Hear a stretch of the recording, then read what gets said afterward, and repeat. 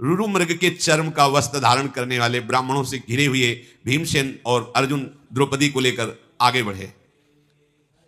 द्रौपदी जी को अपार सुख मिल रहा था, वो जान नहीं पा रही थी कि मुझे ये सुख कैसे प्राप्त हो रहा है। हृदय बड़ा उल्लसित था। इधर माता कुंती बड़ी चिंतित थी कि आज भिक्षा को गए, अभी तक वापस नहीं आए, संध्या काल हो गई। इतने में प्रवेश किया भीम अर्जुन ने। तो माता किसी कार्य में थी, उनका भिक्षा लेकर लौटाए। बोले हाँ मां मैं ले आया हूं। तो बोले पांचों बांट लो। कुंती देवी ने जब ये बात कही कि पांचों बांट लो, तो युधिष्ठिर जी ने कहा मां देख तो लेती, क्या बांटने की बात आपने कह दी। ये स्वयंवर में जीतकर द्रौपदी को लाए हैं। कुंती जी ने कहा कभी भूल से भी मेरे मुख से अधर्म वाली बात नहीं निकली, कभी मेरे मुख से अनुचित बात नहीं निकल सकती, भ्रम से भी। क्या मेरे मुख से अधर्म की बात निकल गई? ऐसा कैसे हो सकता है?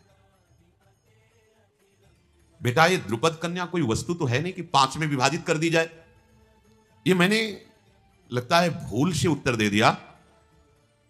तो मुझे क्या करना चाहिए? प्रायश्चित करना चाहिए। युधिष्ठिर क्या मेरी बात संशययुक्त है? क्या मेरी बात मिथ्या है, भ्रमयुक्त है? क्या मुझे ऐसा बोलने से अपराध लगेगा? युधिष्ठिर जी बड़े धर्मात्मा और बुद्धिमान थे। उन्होंने कहा कि माता मैं आपको आश्वासन देता हूं, आपके मुख से जो बात निकली वो धर्मयुक्त है। अर्जुन ने द्रौपदी को जीता है और वो तुम्हें चरणों में समर्पित कर दिया, तुमने पांचों को दे दिया। इसलिए तुम ऐसा ना सोचो कि तुमसे कोई अपराध बन गया या कोई मिथ्या बता। अर्जुन बोले नरेंद्र अधर्म का भागी मुझे मत बनाइए, सबसे पहले आपका ब्याह होगा, फिर क्रम से। द्रौपदी आश्चर्यचकित हो रही कि जीता एक ने ब्याह पांचों के साथ, ये क्या हो रहा है? पांडवजन मन ही मन विचार करें कि कोई प्रमाण देने वाला मिल जाए कि हम लोगों का यह कार्य धर्मयुक्त है कि नहीं। कोई महर्षि, कोई ब्रह्म ऋषि इसका प्रमाण दें। ऐसा सोच ही रहे थे कि भगवान श्री कृष्णचंद्र जो और बलराम जो वहां गुप्त रूप से पधारे कुमार के घर में। अजात शत्रु महाराज युधिष्ठिर जी ही दृष्टि पड़ी, वसुदेव नंदन श्री कृष्ण तुरंत खड़े हो गए, प्रभु नजदीक गए और कहा मैं श्री कृष्ण आपको प्रणाम करता हूं। और युधिष्ठिर जी के चरण छुए, क्योंकि बुआ के बड़े लड़के। भीम को हृदय से लगाया। बलराम जी ने भी युधिष्ठिर जी को प्रणाम किया। कुंती जी के चरणों में माथा नवाया श्री कृष्ण और बलराम जी ने। वसुदेव जी की बहन है कुंती जी, और कहा मैं गुप्त रूप से यहां इस घर में आया हूं, आप लोग सब सुखपूर्वक हैं? युधिष्ठिर जी ने कहा आपकी कृपा है प्रभु। आपने कैसे पहचान लिया? भगवान ने कहा कि मेरा नाम वासुदेव है, मैं तुम्हें पहचान नहीं पाऊंगा। वासुदेव का तात्पर्य होता है वासना वासुदेवस्य वासितम भुवनत्रयम् सर्वभूत निवासोऽस्मि वासुदेव नमोस्तुते। अर्थात मेरे से सब प्रकट हुआ, मेरे में ही सब रह रहा है और मैं जानूंगा नहीं। भगवान ने इतना कहा कि तुम ये जानो कि मेरा नाम वासुदेव है, और हंस दिया। ऐसा कौन अद्भुत कर्मा है जिसको मैं जानता ना हूं? सौभाग्य की बात है कि आप अग्निकांड से जीवित बच गए और द्रौपदी को भी प्राप्त किया। मेरे हृदय की भावना जो आपके प्रति है वो आपका सदैव रक्षा और कल्याण करती रहेगी। आप लोगों को कोई जान ना पावे और हमें कोई ये ना जाने कि आप हमारे हो, इसलिए मुझे गुप्त रूप से यहां से चल देना ही उचित लगता है। भीमसेन और अर्जुन कुम्हार के घर में जब द्रौपदी जी को लेके गए थे, तो धृष्टद्युम्न जो द्रौपदी के भाई थे, द्रुपद ने कहा था ये कौन से ब्राह्मण हैं, कहां से आए हुए हैं, हमें कुछ पता नहीं, तुम और तुम्हारे गुप्तचर तुरंत इनके पीछे लगो और हमें कुछ ही घंटे में सूचना दो, ये कौन है, कहां से आए हैं, ऐसी वीरता इनको कैसे प्राप्त हुई? मुझे नहीं लगता कि ब्राह्मण है। गुप्तचरों के साथ धृष्टद्युम्न पीछे लग गए थे। चारों तरफ उनके गुप्तचर कुम्हार के घर में आसपास नकुल, सहदेव, युधिष्ठिर जी, अर्जुन जी, भीम जी कुंती के पास बैठ करके जो भिक्षा मांग करके लाई गई थी उसका विभाजन करने का इंतजार कर रहे थे। कुंती जी ने द्रौपदी जी से कहा आज तुम विभाजित करो। पहले देखो कोई अतिथि तो नहीं, कोई संत तो नहीं बाहर भूखा, शास्त्र ऐसा कहता है। घर के बाहर निकल कर देखा नहीं, तो अन्न का सीधा आधा भाग करो और इनको दो, भीम को आधा भाग, और इसमें शेष के 6 भाग करो, क्योंकि द्रौपदी जी भी है।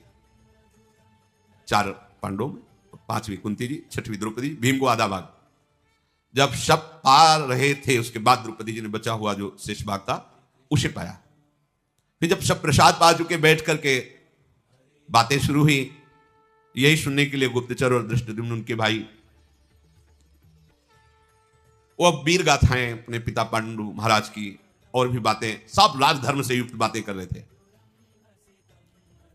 धृष्टद्युम्न ने देखकर थोड़ा दुखी तो हुए कि इतने महान महल में पलने वाली इन मृगचर मोड़ने वालों के पास मांगी हुई भिक्षा का छठवांश पाकर द्रौपदी जी प्रसन्न मुद्रा में, किसी भी तरह का उनको असंतुष्टता नहीं, और सबके चरणों के समीप ऐसे ही बिना बिछाए लेती, क्योंकि वो सब अपने मृगचर में ही लेते हैं ऐसे ही। और वो राजकुमारी होते हुए एक बार भी प्रश्न नहीं किया कि मैं तो राजमहलों में रहने वाली, मेरे लिए ऐसी अव्यवस्था कैसे, पातिव्रत धर्म को जानने वाली थी।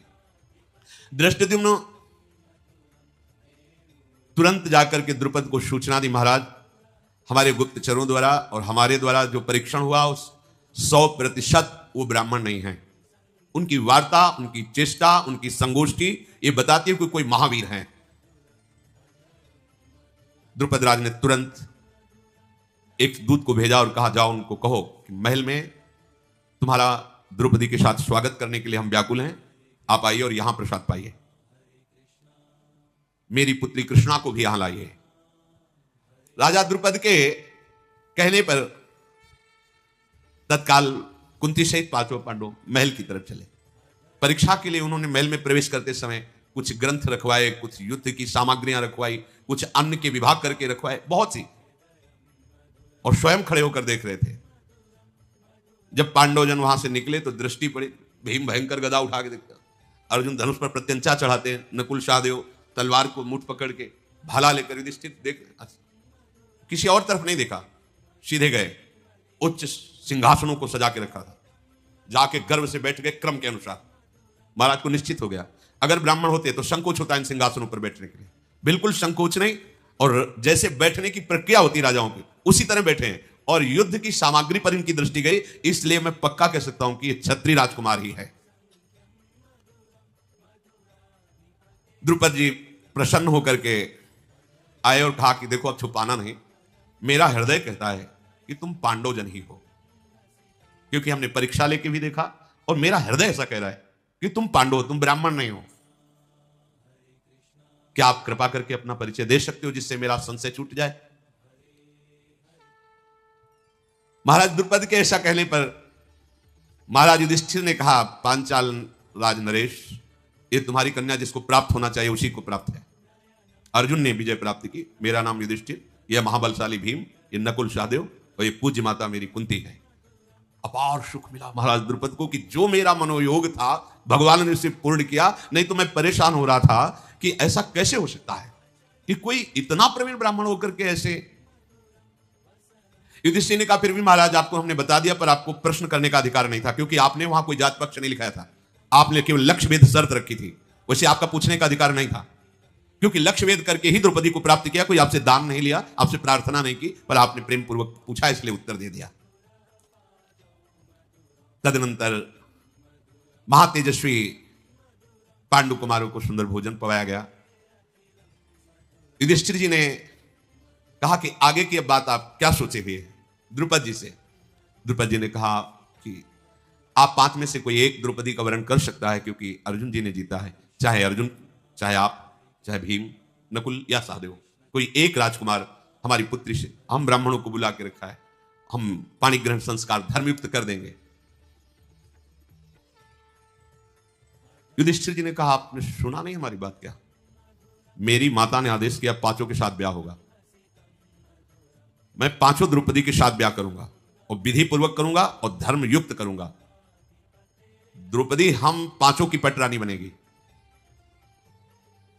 द्रुपद बोले ये कौन सी भाषा आप बोल रहे हैं?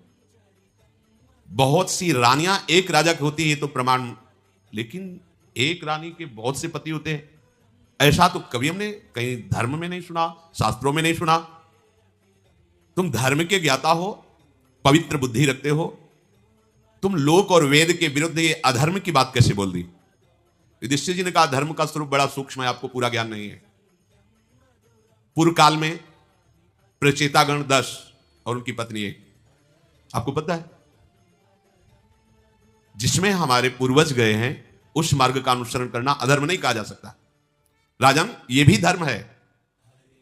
द्रुपद बोले, कुंती नंदन, मेरी तो बुद्धि काम नहीं कर रही। कुंती देवी और राजकुमार धृष्टद्युम्न, आप सब विचार करके कहो, क्या ये बात ठीक है? तदनंतर सब बैठकर विचार कर रहे हैं। धृष्टद्युम्न ने कहा कि मेरी भी बात समझ में नहीं आई। बड़े भाई की पत्नी छोटे भाई के लिए मां के समान है, छोटे भाई की पत्नी बड़े भाई के लिए पुत्री के समान पूजनी अनुज बधू। फिर आप ऐसा कैसे कर सकते हैं? कैसे धर्म की रक्षा कर पाएंगे आप? मेरी समझ में तो बिल्कुल युक्ति संगत नहीं है। छोटे भाई की स्त्री के साथ बड़ा भाई कैसे समागम, बड़े भाई की जो पत्नी उसके साथ छोटा भाई कैसे समागम कर सकता है? मेरे लिए समझ में तो सूक्ष्म से सूक्ष्म बात ही अधर्म है।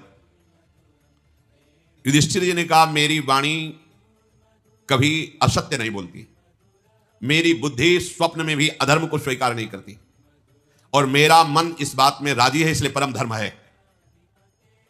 धर्मात्माओं में श्रेष्ठ जटिला नाम की गौतम गोत्र की कन्या 7 ब्रह्म ऋषियों से विवाह किया था। कंडमुनि की पुत्री वार्क्षी ने तपस्या से पवित्र अंतःकरण वाले 10 प्रचेताओं को पति रूप में वरण किया था, 10 के साथ एक पुत्री। तो धर्मज्ञ गुरुजनों के द्वारा बताया गया धर्म संज्ञक मार्ग यह भी है, इसमें कोई दोष नहीं। सब गुरुओं में श्रेष्ठ मेरी माता कुंती मेरी प्रथम गुरु हैं, और वो महान भक्त भी हैं। उन्होंने आदेश किया 5 बांट करके बराबर, अब यही धर्म हमारे लिए है। हमारी माता का कहा हुआ वचन कभी मिथ्या नहीं हो सकता।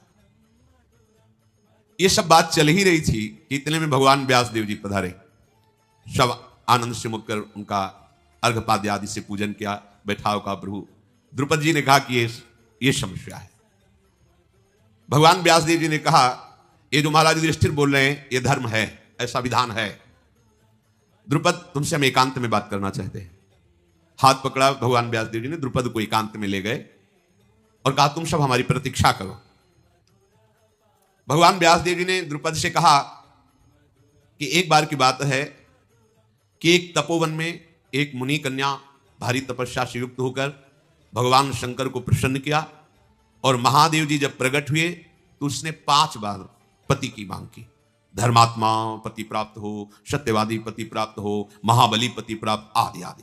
तो भगवान महादेव जी ने तथास्तु कहा। वो जो मांगा ये 5 हैं, धर्मराज, युधिष्ठिर, अर्जुन, भीमसेन, नकुल, सहदेव। तो ये महादेव के वरदान से उसको प्राप्त हुई। ये पहले से विधान है, कोई नया विधान यहां प्रकट नहीं हुआ है। महाराज द्रुपद, बिना कुछ विचार किए उन 5 महापुरुषों को अपनी पुत्री का वरण कर दो।